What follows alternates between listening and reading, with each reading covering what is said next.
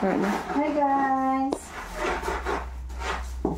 Samahan niyo ako. Maglinis tayo ng poops ng aking mga alagang pusa. Wala pang ligo.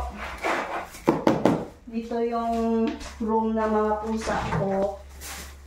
Madami kasi silang poopsy.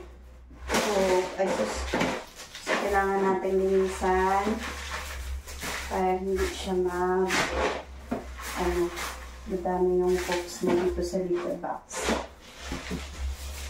Kailangan lang natin i-scoop. Ito yung litter sand nilalagay.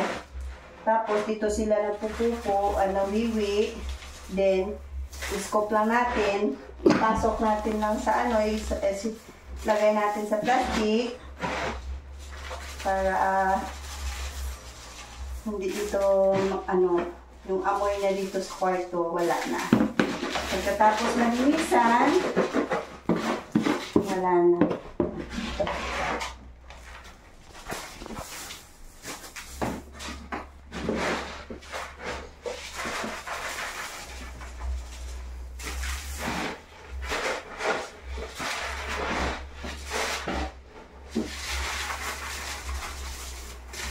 Ayan.